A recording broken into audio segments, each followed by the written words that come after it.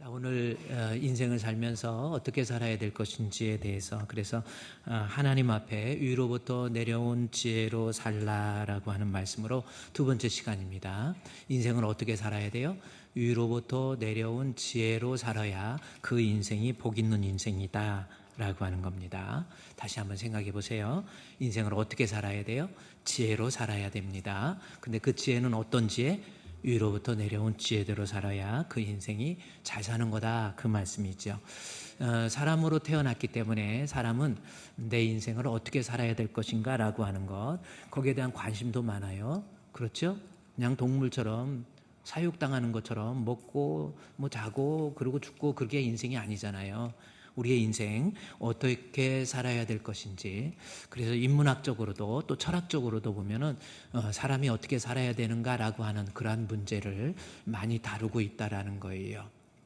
특별히 그러면서 우리 성경적으로 하나님의 자녀, 예수를 믿어서 하나님의 자녀가 되었다고 한다면 우리의 삶의 문제, 나는 어떻게 살아야 될 것인가 라고 하는 거, 그것은 당연한 거예요. 당연하게 고민도 해보고, 그래서 how should I live, 내 삶을 how should I live, 내가 어떻게 살아야 되지? 라고 하는 거, 거기에 대해서 고민도 좀 해보시고 관심도 갖고 이런 거, 그래야 그리스도인 아니겠습니까?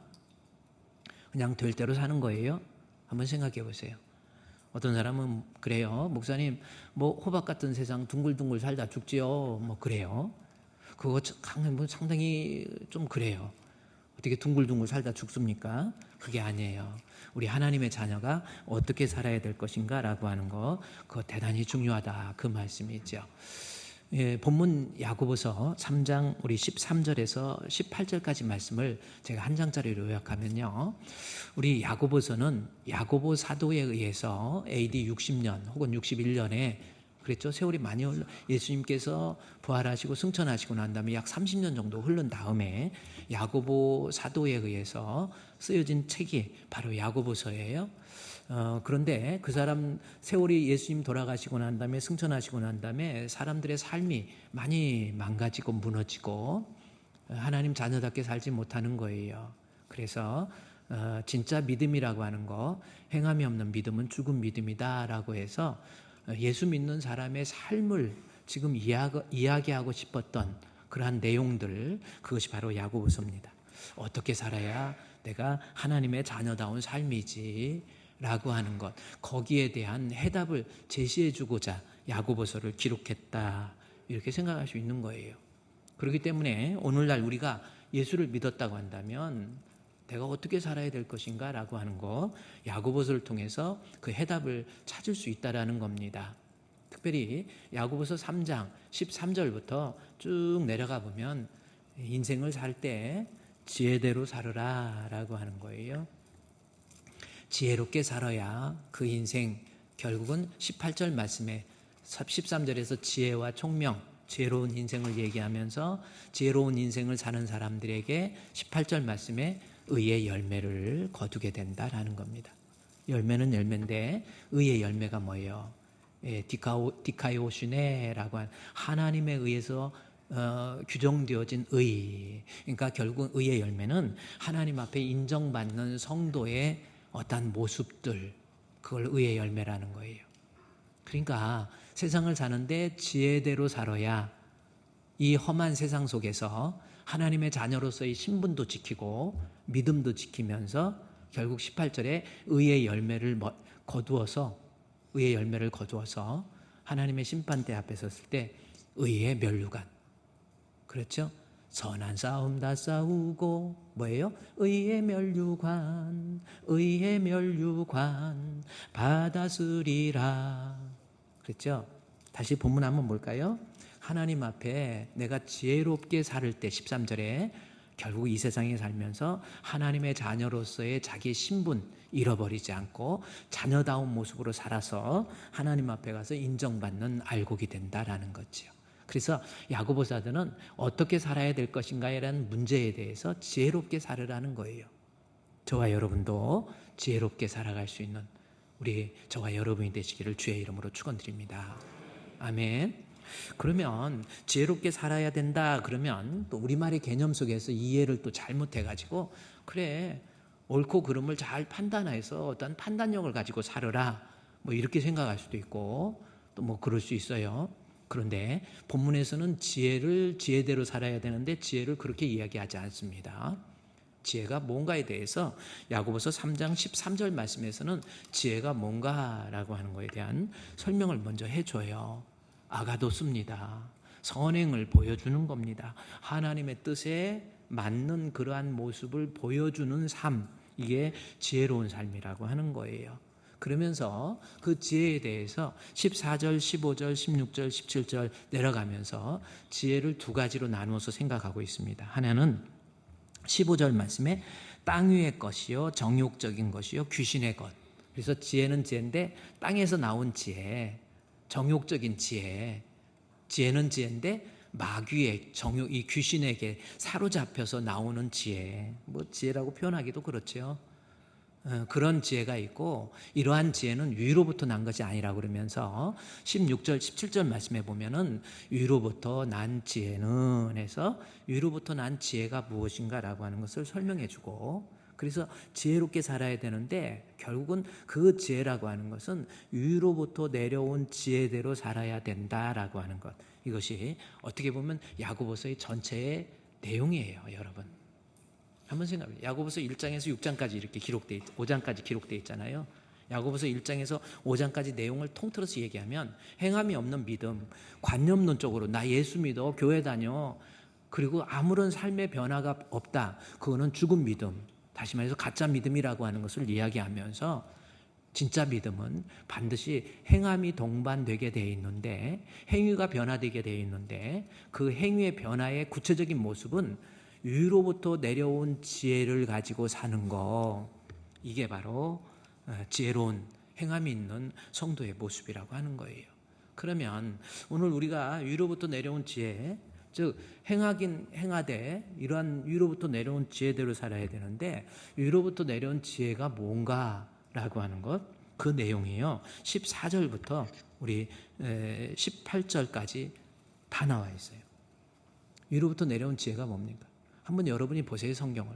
이 위로부터 내려온 지혜대로 살아야 되니까 구체적으로 성경 야고보는 위로부터 내려온 지혜를 뭐라고 말하는지 한번 여러분이 찾아보세요. 우리 성경을 제대로 이해해서 성경이 우리의 삶에 어떤 나침판이 되고 등불이 되어야 되잖아요.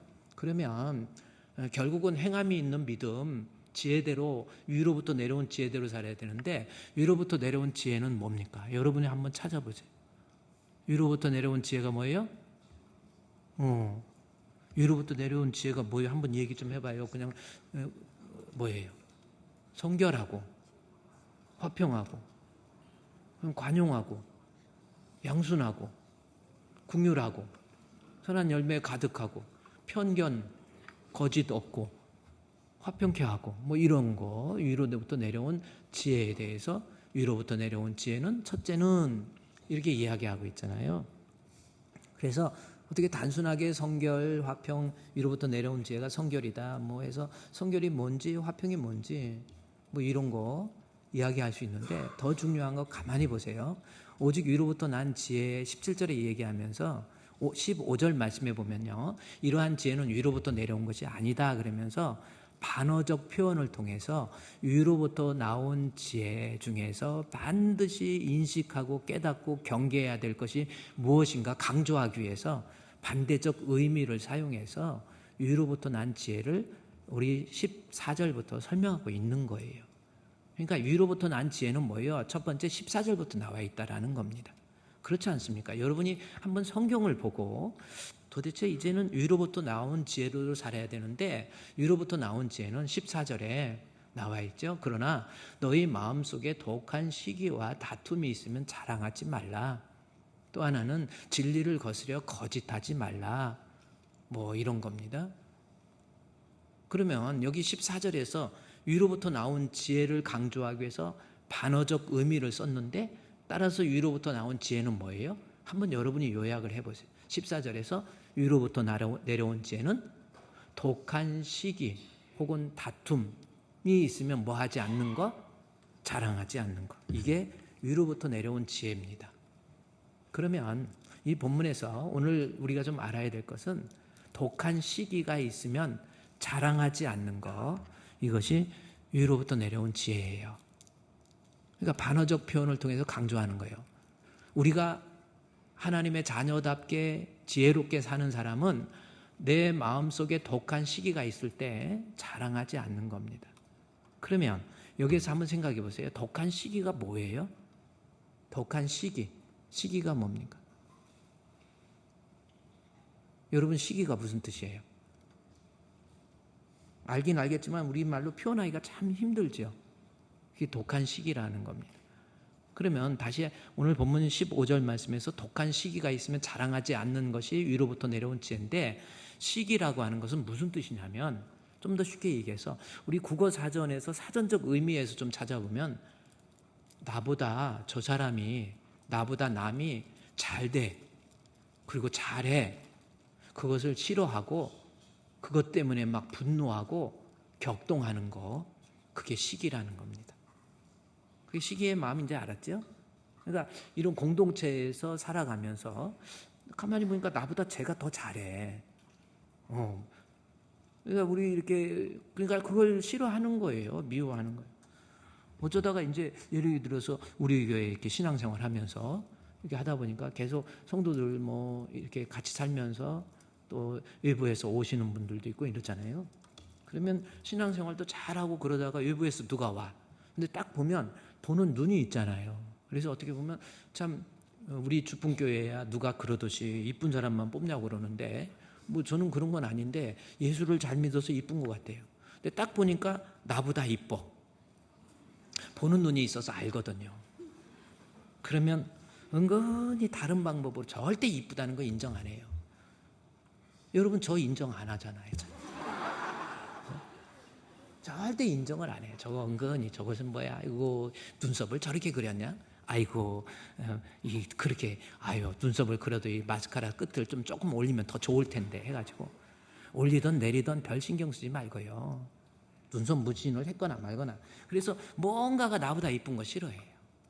나보다 뭐 좀 예를 들어서 저 집은 나보다 잘 살아. 그러면 잘 사네, 잘했네 이러면 될 걸. 안 그래요. 그때부터 저것이 나보다 더 잘 살고, 은근히 시기예요. 나보다 더 잘 되는 거, 별로 좋아하지 않는 거, 그게 시기의 마음입니다. 또 어떤 사람은 또 각각의 어떤 은사와 재능이 있잖아요. 그래서 어떤 사람은 노래를 참 잘해. 그래서 이렇게 노래를 부르면 이렇게 여러분 같이 이렇게 회중에 섞여 있다가도요, 제가 이렇게, 저는 찬양에 대한 은사가 별로 없는 것 같아요. 근데 되게 찬양은 좋아합니다. 근데 이렇게 앞에서 회중 찬송을 인도하면서, 원래 회중 찬송은 사실 앞에서 사회를 보는 사람의 목소리는 거의 죽어야 되거든요. 같이 회중이 하는 거거든요. 그래서 여러분이 회중 찬송할 때 제가 이걸 우리 거기 음향 전체적인 것을 관리하는 분에게 제가 이야기했어요. 우리 성도들의, 내가 부르는 찬송, 사회자가 부르는 찬송보다 성도들의 부르는 찬송을 좀 띄워라 해가지고, 여러분 곳곳에 마이크가 들어있어요. 그래서 여러분이 유튜브로 설교, 우리 주분교회 홈페이지에 들어오면 찬양할 때, 실시간 찬양할 때 여러분이 부르는 찬양이 다 들어와요. 옛날에는 제 목소리만 들어가가지고 좀 안 좋았어. 가뜩이나 못하는 사람 막 이상해가지고, 내가 듣기에 이상해가지고 꺼버리거든.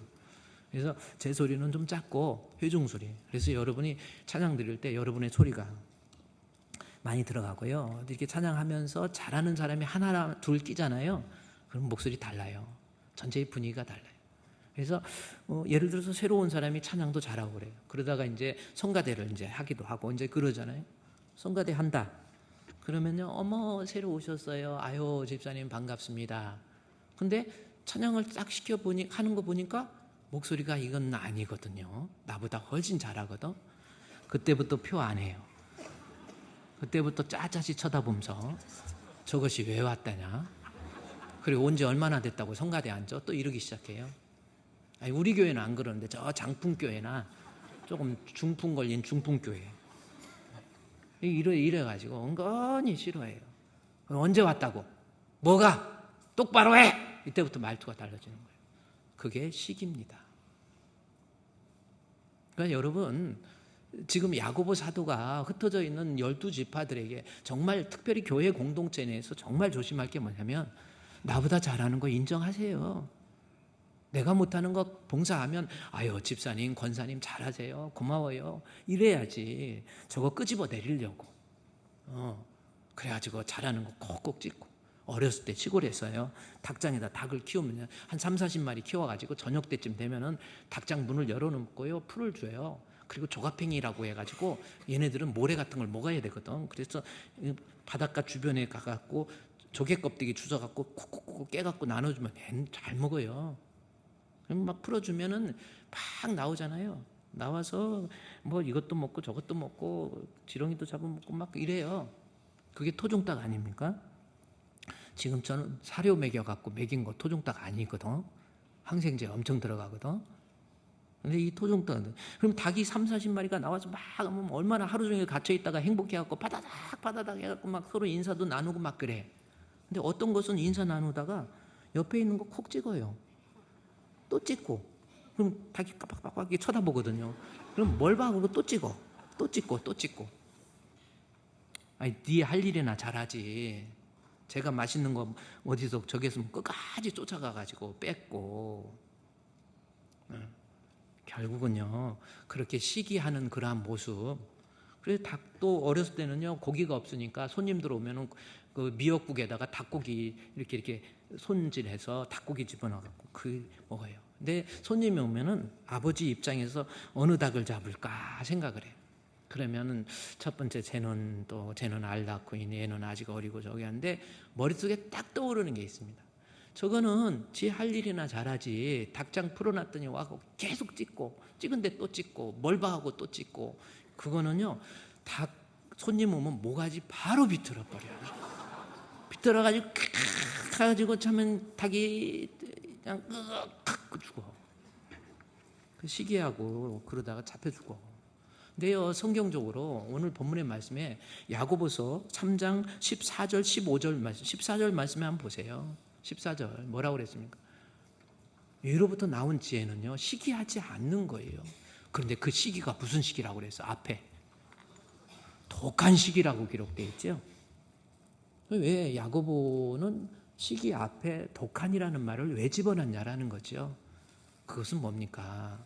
시기 중에서 세상의 공동체에서 살아가면서 그래 나보다 쟤는 국회의원도 됐네 하고 막 이런 나보다 먼저 잘 되는 거 싫어하는 거 그럴 수 있지만 여기 독한 시기라는 것은요 어떤 시기냐면 특별히 야고보가 독한 시기라고 말한 것은 15절을 다시 나열하고 있다라는 겁니다. 그러니까 독한 시기는 뭐예요? 땅 위의 것, 하늘에서 내려온 게 아니라 정욕적이고 결국은 귀신의 것. 그러니까 내 마음속에 악한 영, 마귀가 사로잡혀가지고 교회 공동체 내에서 나보다 잘하는 거, 나보다 잘 되는 거, 그거 미워하고 싫어하고 분노하고 경노하고 그것을 독한 시기라고 그래요. 그러니까 여러분 한번 우리의 삶을 살아가는 데 있어서 정말 중요한 삶의 행동의 원리를 제시해주고 있는 거거든요. 위로부터 내려온 지혜. 위로부터 내려온 지혜의 첫 번째는 너 살아가면서 너보다 잘하는 거, 네가 못하는 거 저 사람이 한다고 그래서 그것 때문에 미워하고 시기하고 질투하고 이러지 마라 라는 겁니다. 다시 15절 말씀해 보십시오. 시기는 시기인데 나보다 남이 잘 되는 거 싫어하는 거, 분노하는 거 그게 시기인데 독한 시기라고 하는 것은 교회 공동체 내에서 15절에 정욕적이고 자기중심적이고 그 다음에 땅 위의 것, 세속적이고 그 다음에 마귀, 귀신에 사로잡혀서 나오게 되는 남들이 잘 되는 교회 공동체에서의 시기입니다. 그거가 있으면 어떻게 해요? 자랑하지 말아요. 자랑하지 말라라는 건 또 무슨 뜻일 것 같아요? 야고보 사도가 아주 세밀하게 인간의 자기 본성 이해, 자기 자신의 이해에 있잖아요. 사람이 뭔지. 인간은요 교회를 다니고 예수를 믿고 목사가 되고 장로가 되고 뭐 다 해도 그 마음속에 거스릴 수 없는 시기의 마음, 그것이 인간의 본성이라고 하는 거. 그것을 강조해주고 있는 내용이 15절에 독한 시기가 있으면 표하지 말라. 그럴 수도 있는데 자랑하지 말라라는 거 뭐예요? 시기의 마음이 네 마음에 불일듯 일어나고 누가 좀 잘하는 거 있으면 보기도 싫고 저 사람 싸우고 싶고 막 혈기 부리고 싶고 그래도 그것을 표내지 말고 억누를 줄 알아라 라고 하는 것이 자랑하지 말라라고 하는 겁니다. 이것이 오늘 우리에게 주시는 말씀입니다.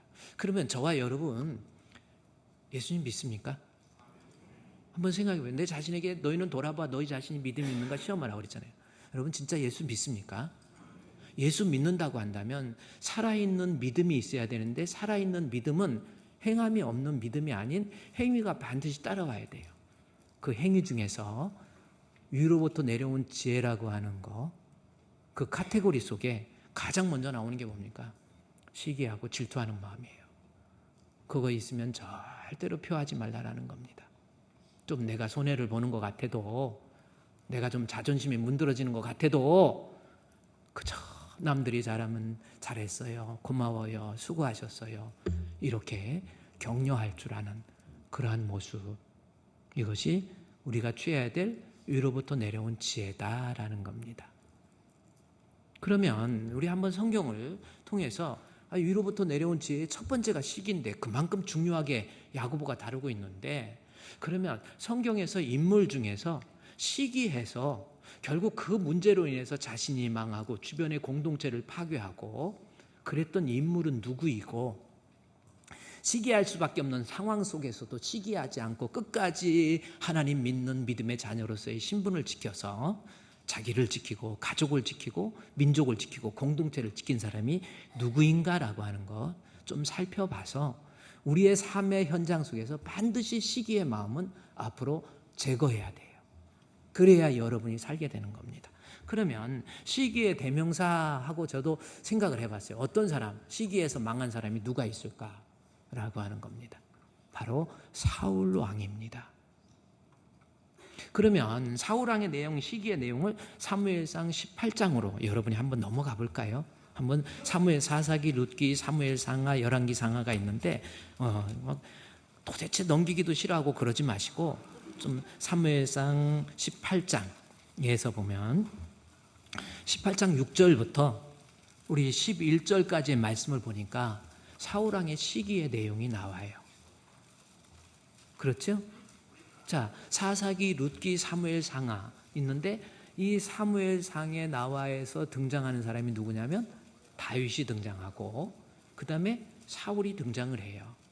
그런데 다윗이 블레셋과의 전쟁에서 승리해요. 그리고 돌아오니까 수많은 여자들이, 남자들은 여자들 앞에서 약하잖아. 지금도 이렇게 졸다가 여자 얘기하니까 눈을 폭 뜨는 사람이에요. 나이도 좀 드셨는데 어떻게 금방 눈을 떠버리네. 그래, 여기 문제는 여자들이 사울이 전쟁에서 다윗이 이기고 오니까 막 사람들이 와 개선 장군 모시듯이 환영을 하면서 우리 사울 왕이 대단합니다. 사울은 천천히요, 다윗은 만만.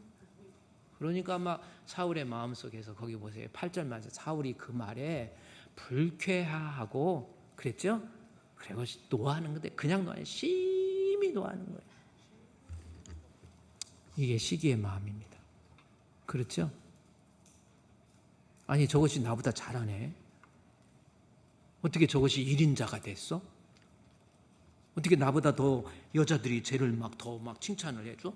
그래갖고 심히 노하고 불쾌하고 여러분 주변에서 여러분보다 잘하는 사람, 저 사람은 나보다 은사가 많어, 실력도 있어, 나보다 더 잘 살아, 그런 거 보고 불쾌해한다든지 심히 노하고 있다고 한다면 그게 시기의 마음이고 결국 그 시기의 마음은요, 다시 그 말씀 보세요. 사무엘상 18장 마지막에 보니까 죽여버려요. 살인까지 이어집니다. 다윗이 그가 스스로 이르기를 사울이 다윗을 벽에다가 창으로 박으리라 이거거든요. 사울이 그 창을 던져버려요. 이건 죽인 거 살인이잖아요. 미워하는 마음, 질투하는 마음이 결국은 행동으로까지 사람을 죽이는 거예요. 근데 다윗이 어떻게 운동신경이 있나 봐요. 그냥 탁 하고 한 번도 아니고 몇 번 피했어요. 참 다윗도 대단해요. 평소에 아마 다윗은 목동을 하면서 돌 던지기도 많이 하고 운동을 많이 한 것 같아요. 여러분도요, 평소에 나이 들수록 막 밥 먹고 바로 앉고 밥 먹고 바로 자고 그러지 말고 일어나서 움직이세요. 움직이는 것만이 사는 거예요. 저도요, 밥 먹고 이렇게 해서 좀 졸리고 식곤증이 와도요, 잘 안 앉아.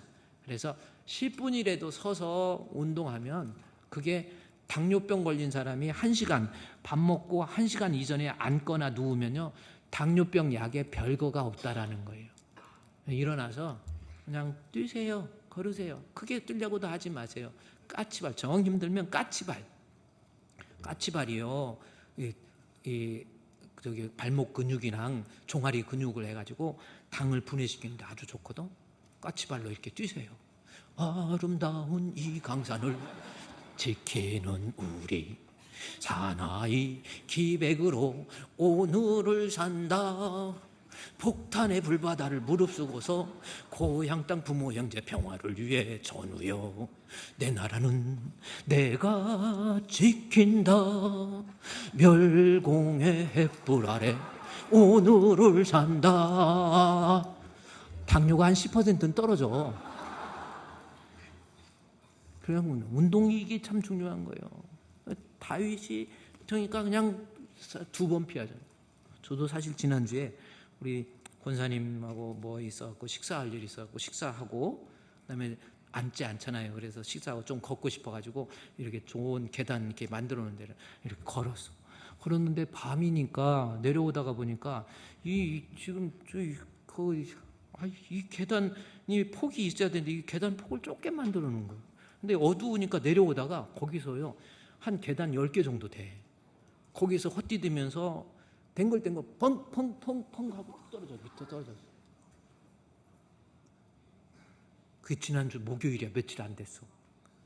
같이 갔던 우리 집사님, 권사님 막 목사님 고인 되셨다고. 가서 고이 잠도소서 해야지 해가지고 그래가지고 했는데 내가 했는데 여기 엉덩이 여기가 지금 폭 튀어나왔어요. 여기 튀어나오고 그다음에 무릎 있는데 이제 했는데 그러니까 웬만한 사람 같으면 아마 부러졌을 것 같아.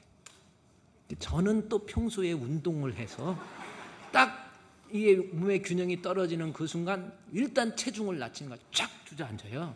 쫙 주저앉아서 체중을 낮추면서 밑에서 설설 돔서 쫙 하니까 지금 건데 아무렇지도 않잖아요.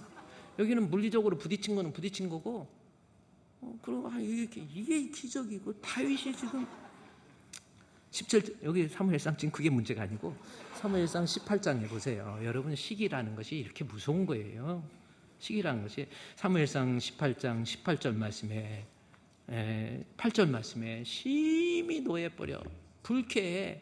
그래서 그 불쾌하고 시기하는 마음이 11절 말씀에 내가 죽여버릴 거야. 그래가지고 창을 던져요. 이게 시기심입니다. 그러면 한번 여기서 이 본문을 놓고 가만히 생각해요. 이게 사울의 시기거든요. 시기하는 마음 8절.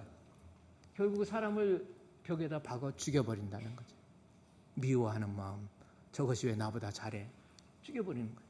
그러면 이렇게 시기하는 마음 그리고 죽이려고 하는 그러한 모습 속에 가운데 아주 중요한 도대체 이렇게 시기의 마음이 점점 자라나서 사람을 죽이는 그러한 모습까지 발전하게 된 이유가 뭔가라는 겁니다. 그 사이에 봤더니 불쾌, 시기, 사람을 죽임 그 사이에 여호와의 부르신 악령이 사울에게 힘있게 임했다라는 거. 마귀가 들어가니까 보세요. 사람이 아까 그랬잖아요. 그래서 자랑하지 말라라는 게 뭐예요? 내 마음속에 천천만만하니까 자기는 좀 섭섭할 수도 있고 쟤는 또 내가 그래도 왕인데 저것이 나보다 더 잘 이럴 수는 있지만 자랑되어져서 결국 사람을 죽이게 된 원인은 뭐예요? 아까 다시 본문에 악령이 마귀가 그 속에 들어갔기 때문에 이런 모습이 된 거예요. 그래서 오늘 야고보서 3장, 아까 다시 3장에서 그 내용 한 장짜리를 묶어서 보면요. 그래서 내 마음속에 시기와 질투 이것이 있을 수 있는데 자랑 표현해버리는 이유는 여기 나오죠. 정욕적인 거고 귀신, 내 마음에 마귀가 들어가니까. 이거 절제하지 못하고요. 그냥 시기하고 질투해서 결국 엉망돼 버리는 거예요. 그러면 한번 여기서 생각해 봅시다. 다시 사무엘상 18장으로 내려가서 이게 시기하고 질투하는데 보세요. 사무엘상 18장 다시 6절 말씀에서 보면 무리가 돌아올 때 여기서부터 한번 이 말씀을 보세요. 무리가 돌아왔다. 여기서 무리는 다윗의 무리거든요.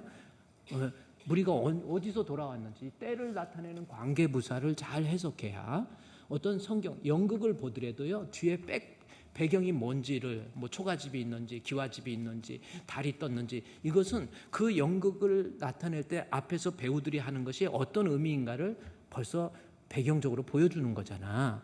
그러면 여기 사울의 시기의 모습을 이해할 때 무리가 돌아왔다라는 거예요. 그럼 어느 때 돌아왔는지 뭐하고 돌아왔는지 사무엘상 17장 4절 말씀해 보니까 18장이잖아요. 17장 4절 말씀해 보니까 블레셋 사람들이 진영에서 싸움을 도두는 자가 있는데 이름은 골리앗이요 라고 하는 블레셋과의 전쟁이었다라는 겁니다.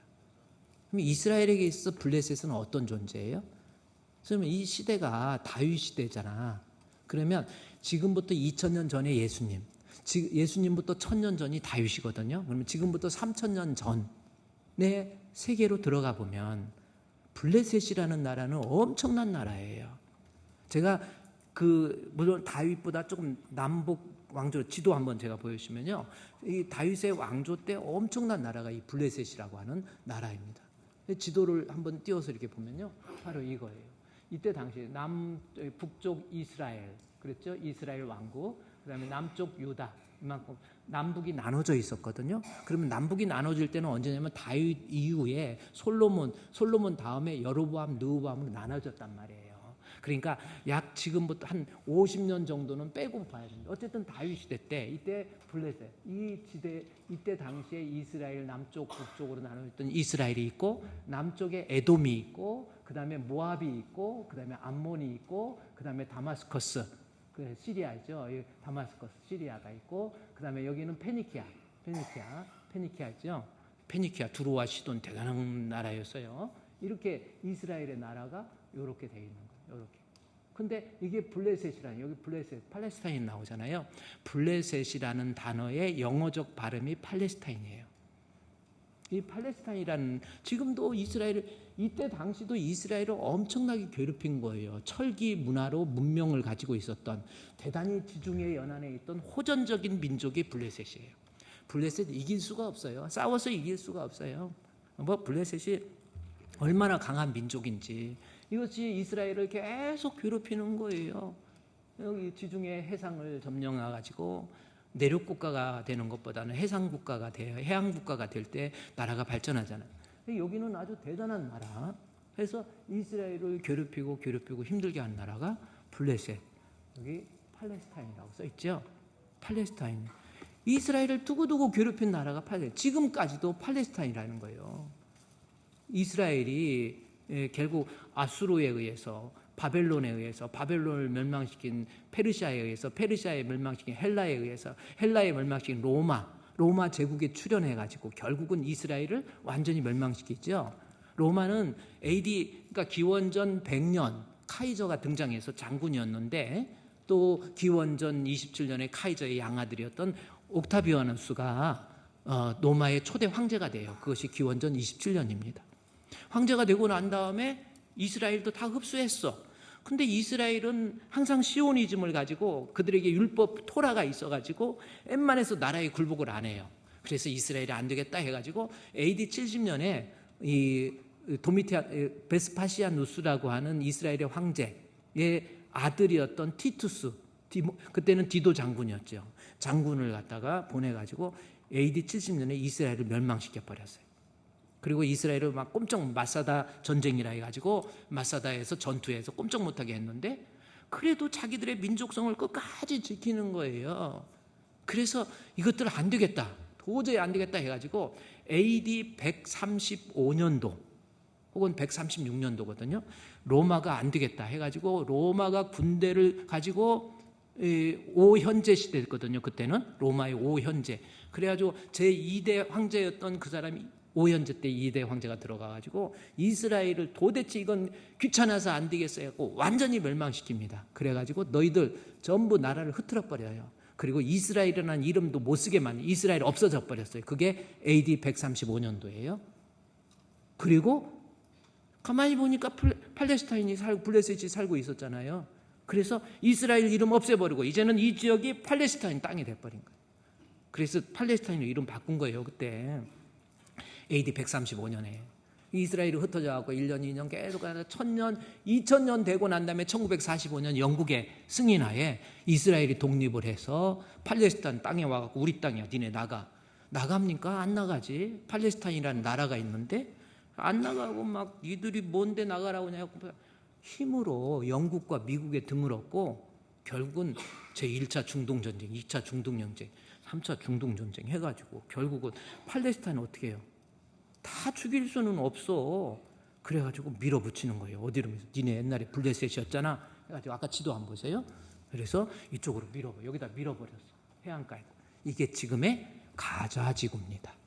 그리고 동쪽 요르단 서안이라고 이쪽에 요르단 서안 지구, 여기는 가자 지구. 요르단 서안에 300만, 여기 200만. 그래서 500만 명의 팔레스타인이 지금도 살고 있어요. 이스라엘이 여기서 지금 가자 지구 없애버리겠다고 하잖아요. 근데 이게 없어질 수가 없어요. 500만을 죽여야 되는데, 그러니까 땅은 하나인데 민족이 두 개야. 이건 이 전쟁이 끝나지 않아요. 엄청난 나라가 바로 이 블레셋이라는, 지금까지 팔레스타인이라고 하는 블레셋이라는 나라. 근데 사울 왕 당시에 블레셋이 이스라엘을 또 괴롭히는 거예요. 그것이 이 사무엘상 17장 4절 말씀에 블레셋이라는 나라가 돌아온 거예요. 그때가 언제냐면 블레셋 사람들이 싸우는데 그것도 장군도 누군가 봤더니 골리앗이에요. 골리앗. 키가 몇인가 봤더니 뭐 키 크다고 싸움 잘하는 건 아니지만 저도 키가 그렇게 크지는 않아도 그래도 2단 옆발차기도 하고 또 그러잖아요. 근데 이 골리앗은 6규빗, 한 규빗이 45에서 50cm란 말이에요. 그럼 50cm 곱하기 6 하면 3m야. 키가 45로 하면 2m 70이네. 우리나라에서 제일 키 큰 사람이 누구지? 최홍만이가 아마 제일 큰 것 같아요. 최홍만이가 3m 안 되지. 얼마 돼요? 네? 아니 그런 것도 모르고 신앙생활하면 안 돼.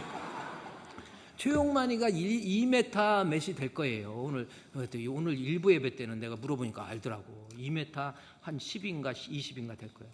엄청 커요. 그래서 엄청 2m 10는데 최용만이보다 엄청 큰 사람이 골리앗이야. 최용만 권투하는 거 보세요. 이렇게 하고. 이런데 이 골리앗은 3m짜리 키인데 이거 게임 is over입니다. 그렇죠? 전쟁이 이루어져. 그래서 이스라엘 백성이 두렵고 떨리고 사울 왕도 두렵고 떨고 있는데 이때 사무엘상 17장 33절 말씀에 갔더니 왕이여 걱정하지 마세요. 내가 가서 한번 박살 내버릴 테니까 걱정하지 마세요 해가지고 가서 싸우겠다고 그래요. 야 너는 아직 어려.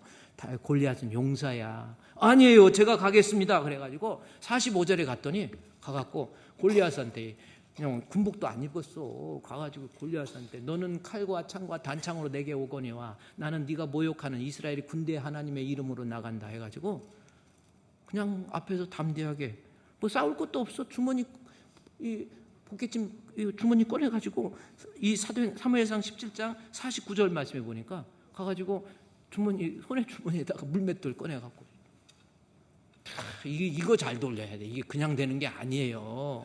그러니까 다윗이 그냥 갑자기 아니에요. 엄청 연습한 거야. 양칠 때 이거 돌리는 이렇게 했어. 이렇게 연습해가지고 딱 했는데 어디 맞았어?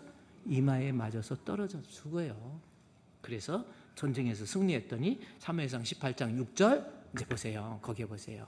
6절에 드디어 전쟁에서 이기고 돌아오니까 사무엘상 18장에 돌아올 때 다윗이 블레셋 사람을 죽이고 돌아오니까 사람들이 와 노래하면서 뭐 소고도 치고 경제도 치면서 깽가리 치면서 막 다윗 그러는 거예요. 이야기를 가만히 다윗이 들어보니까 한 장짜리로 보세요. 7절 말씀부터 보니까 노래하면서 다윗이 심히 노해가지고 사울이 심히 노해가지고 야 결국은 저걸 죽여버리리라.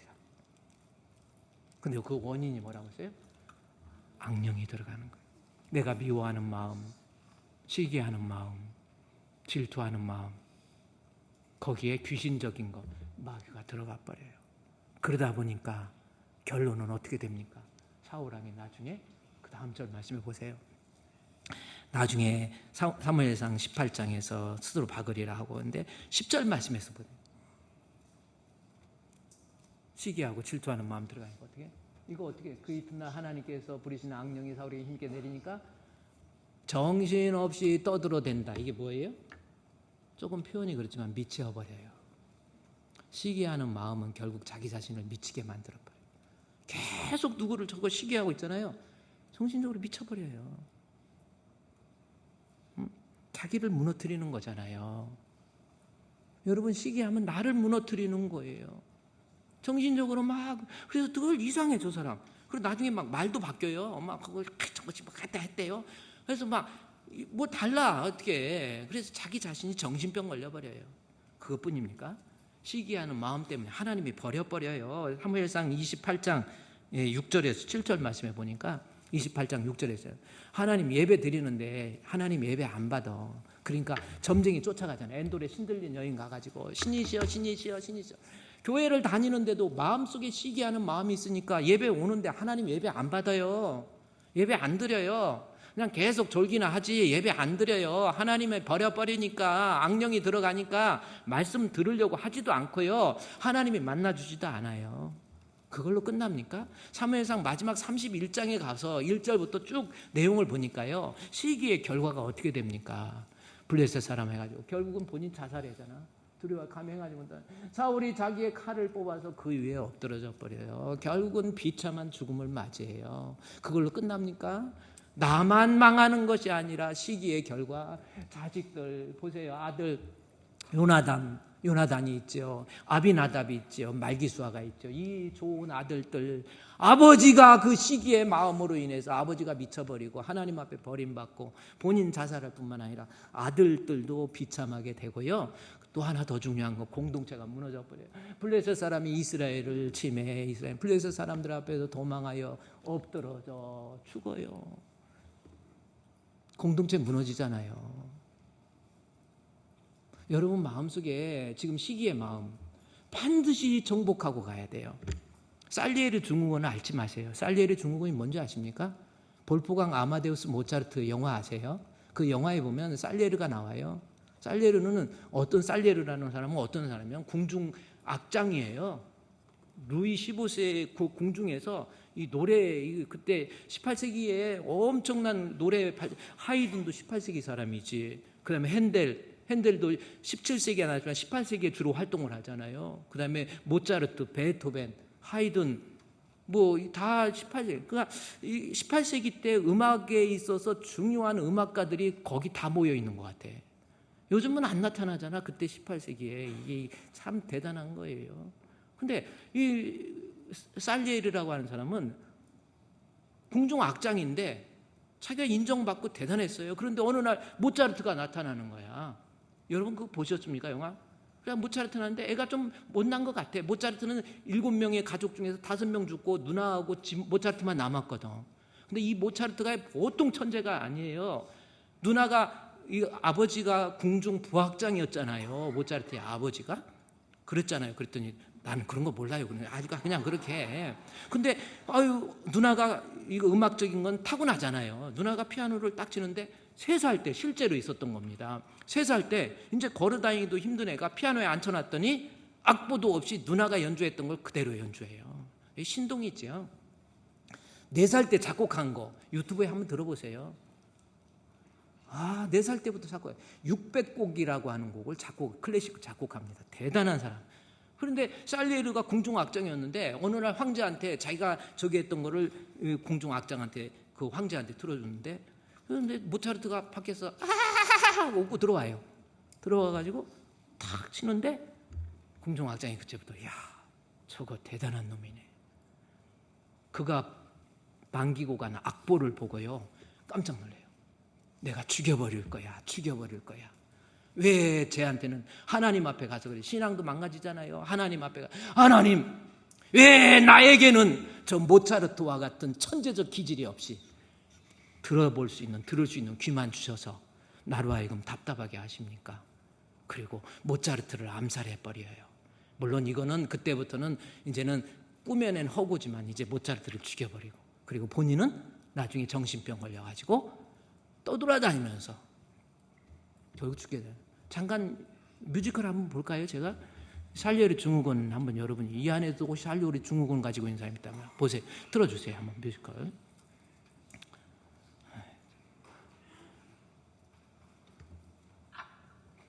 만화로 되어 있는데 한번 잘 가사 들어보세요. 난 널 죽여야만 해. 넌 나에게 죽어야만 해. 그것이 세상이 바란 시나리오.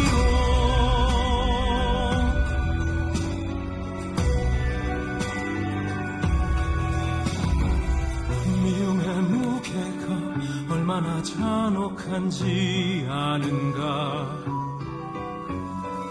상대를 망가뜨리고 나로 있을 수 없게 해. 새가는 쉽사리 미움을 입에 담으니 이 얼마나 서글픈 현실인가.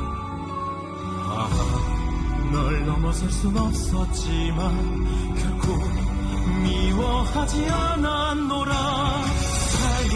살리에르 질투의 범죄. 모차르트 비운의 천재. 난 너 죽여야만 해. 넌 나에게 죽어야만 해. 그것이 세상이 바란 시나리오. 그거 괜찮은 걸까?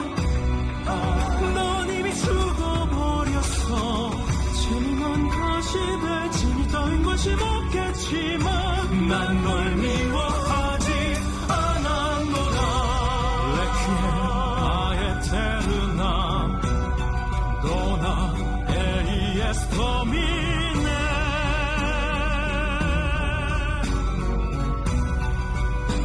됐습니다. 녹색, 아까 노란색이었고 하얀색이었는데 녹색 바뀌. 녹색은 질투의 화신 모양이잖아. 살리에르 모차르트 넌 죽어야 돼. 아이 참. 살리에르 증후군 뭡니까? 나보다 잘하는 거 인정 못하는 사람. 우리는요 그렇게 하면 안 돼요. 오히려 남들이 나보다 특별히 교회 공동체에서 나보다 잘한다. 여호수아서 11장에서 보면 대표적으로 시기할 수밖에 없는 환경 속에서도 시기하지 않는 여호수아서 11장, 민수기 11장 1절부터 12절까지의 내용을 보면 모세 이야기가 나와요. 모세가 목회를 하면서 쉬운 말로 제가 풀어서 얘기할게요. 목회하는데 계속 불평하고 허다한 잡족들이 섞여가지고 목회하는데 계속 짜증나게 하고 힘들게 하니까 모세가 뭐라 해요? 하나님 내가 이 백성 낫나이까? 다음 절 보세요. 진영 끝에서 불사르게 하고 백성이 모세에게 부르짖으면 모세가 기도하여 11장 12절 그 다음에 뭘까요? 뭐요? 그 다음에 민수기 11장 11절 12절 그 다음에 15절 16절 보세요. 12절 아까 12절 보세요. 내가 이 백성 낫나이까? 어떻게 보면 목회자의 마음인 것 같아요. 맨날 불평하고 원망하고 이거 갖고 또 짜증내고 저거 갖고 짜증내니까 나 목회 못하겠어요. 그리고 나 죽여주세요. 어떻게 보면 그 마음이 좀 이해가 가는 것 같아요. 나 좀 죽여달라고. 그러니까 하나님께서 안 되겠다. 그래 알았어. 너를 도울 수 있는 사람, 네 혼자 하는 게 힘드니까 내가 70명 세워. 내가 그들에게 영을 주어서 너 일을 돕게 할 거야. 그래서 그 다음 절 말씀해 보니까 여기 15절 16절 말씀해 보세요. 15절 16절에서 노래가 보세요. 하나님이 하도 못하겠다고 죽여달라고 그러니까 고아옵니 나를 즉시 죽여달라고 그러니까 여호와 하나님께 지도자 백성의 장로와 지도자가 될 만한 자 70명을 모아서 내게로 데려와서 너와 함께 서게 한다. 여기서 정말 중요한 게 뭐냐면 장로와 지도자가 될 만한 자. 이거 대단히 중요한 거 아닙니까? 장로가 될 만한 자격이 없는 사람. 이 사람 세워놔봐야 교회 덕이 안 돼요. 나이 들어서 뭐 해도 안 변해요, 그 성격. 그래가지고 자기 아직 성령 영을 못 받아서 그러거든요. 될 만한 사람 70명 뽑으라는 거예요. 그랬더니 뽑았더니 하나님께서 그들에게 성령을 부어주셔. 그런데 놀라운 사실은 26절 29절에 보니까 어떤 일이 있는 줄 아세요? 놀라운 사실은 엘닷과 메닷이라는 그 중에서 말 안 듣는 2명이 있었어. 70명 중에 2명. 근데 이것들은 빨리 나와, 하나님께서 은혜 주실 거야 하는데 불순종하고 안 나와. 장막에 나가지도 않고. 이게 근데 놀라운 건 뭐냐, 한 손이 와가지고 갔는데 모세에게 전해서 이르기를 엘닷과 메닷에게도 영을 부어주셨다고 그러는 거예요.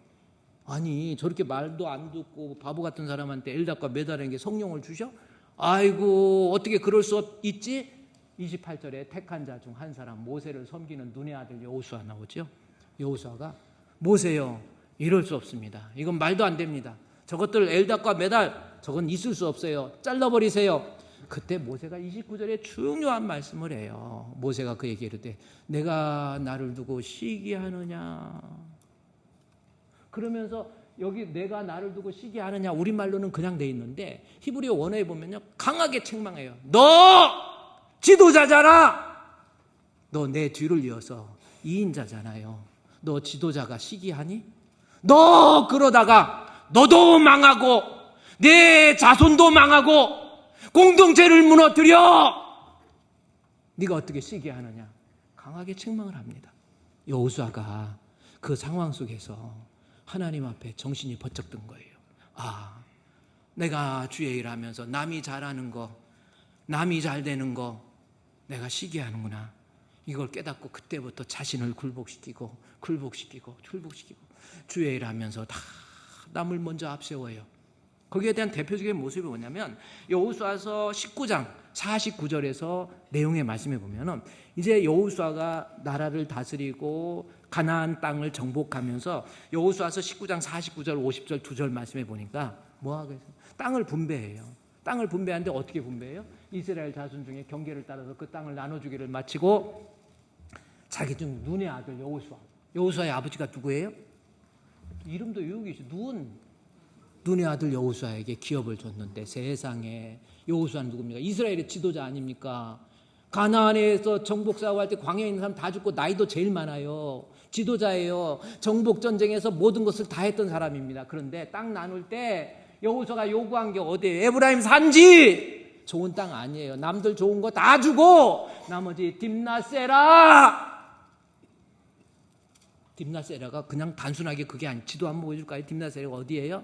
제일 못은 원래 딥낫이라는 것이 짜투리라는 뜻이에요. 남들이 다 가져가고 너한테 다 양보하고 너한테 다 주고 너 다 인정해주고 나머지 찌꺼기 딥나세라. 산지잖아요. 산지.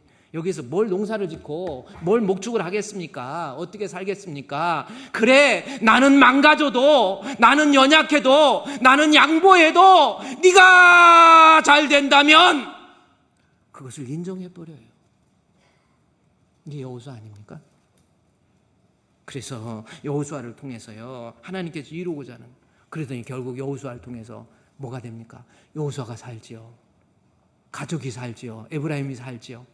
여호수아를 통해서 민족이, 이스라엘 민족이 구원받게 되는 놀라운 역사, 이러한 역사가 있다라는 거예요. 여러분, 오늘 주신 말씀이 그겁니다. 절대로 내 마음속에서 나보다 남이 잘하는 거 시기하지 마세요. 인정하세요. 옆에 있는 사람 인사합니다. 잘하시네요. 한번 해보세요. 고맙습니다. 감사합니다. 어서 오세요. 이래야지. 벌써 눈빛부터 달라. 저것이 여호수아뿐만 아니라 갈렙도 마찬가지잖아요. 갈렙이 여호수아서 14장 11절 13절 말씀해 보니까 갈렙이 땅을 분배할 때 나 제일 좋은 거 필요 없습니다. 나 이 산지를 내게 주옵소서. 모세를 보낸 갈렙도 나중에 갈렙을 위해서 축복하고 헤브론을 봐도 헤브론은 더 나쁜 땅이에요. 땅 분배할 때 여호수아와 갈렙만 살아 있었잖아. 그 사람들 보세요. 다른 사람한테 양보하고 자존심이고 뭐고 다 하고 나이가 제일 많아. 여호수아 그 딥나스 여호수아에 대한 설명 한번 볼까요? 제가 이 책의 내용을 그대로 카피해서 본 거예요. 여러분 놀랍지 않습니까? 하나도 안 놀래네. 놀랍죠? 뭘 때문에 놀라요? 사람들 앞에서 큰 떡두기 마련인데 여호수아는 그러지 않은 거예요. 여호수아가 누굽니까? 이스라엘 가장 나이 많은 연장자. 당연히 나가 먼저지. 내가 먼저지. 내가 누구야? 얼마나 공로가 많은데. 여호수아가 누굽니까? 이스라엘 민족을 거느리고 가나안 땅을 정복한 지도자가 아닙니까? 그런데 여호수아는 다른 지파들 기업을 다 받기까지 다 양보하고 다 내려놓고 교회가 잘 된다면, 주님이 원하신다면 나는 짜투리 에브라임 지파 기업 다 등록하고, 자기 기업을 받지 않아. 다른 지파 다 받으면 자기가 그나마 이 기업도 뭐요 말하자면 다른 종을 선택하고 나머지 이렇게 다른 지파하고 이거예요. 야고보 사도가 우리에게 이야기하는 가장 지혜롭게 인생을 사는데, 지혜는 땅에서 나온 지혜가 아니고 위로부터 내려온 지혜의 첫 번째는 뭡니까? 우리의 마음에 시기가 있으면 어떻게 해야 돼요? 자랑 나타내지 마세요. 시기하는 마음이 좀 생길 수 있지만 절대로 나타내지 마세요. 뭐 새로운 사람이든 누구든 오면 아이고 어서 오세요, 안녕하세요. 나보다 노래 잘한다. 소리 제일 들리니까 노래 잘하는 거예요. 저거 가가지고 저것이 뭐 노래를 저렇게 한대. 내가 발로 해도 저렇게 하겠다고. 이러지 마세요. 자신을 망하게 하는 거, 자신 정신병 들어버려요. 나중에 친구 없어요. 귀신의 노린 마귀와 함께 춤을, 그 책도 한번 여러분 읽어봐요. 마귀와 춤추고 있는 거야 지금. 응? 그러다가 사람 다 잃어버려. 괴테가 뭐라고 그랬습니까? 친구 없는 천국, 그것이 가장 무서운 형벌이에요. 자기에 있는 사람 다 떠내버려. 성격이 이상해갖고 다 떠내버려. 자존심 상해가지고 다 떠내버려. 다 떠나고 목사님도 없어져 버렸어. 자기 혼자 인생 어떻게 살으려고 그래요? 그게 천국입니까? 가장 큰 형벌이라니까요. 제가 다음 주 그 괴테의 책 보여드릴게요. 나이가 들수록 친구가 있어야 돼. 다 떨어뜨려 버렸어. 자존심 때문에, 시기하는 마음 때문에 다 떨어뜨려 버렸어. 어떻게 살려고 그래요? 남이 잘하는 거 인정합시다. 할렐루야! 우리 기도하겠습니다. 하나님, 감사합니다. 우리의 마음속에 시기의 마음, 인간의 본능적으로 발생할 수밖에 없는 마음이지만, 믿음으로, 신앙으로, 우리 하나님이 주신 말씀으로, 위로부터 내려온 지혜로 우리의 마음속에 시기와 질투 다 내려놓고 오히려 격려하고 위로하고 힘을 줄 수 있는 참으로 복된 우리 성도들 되게 해 주시옵소서. 예수님의 이름으로 기도드리옵나이다. 아멘.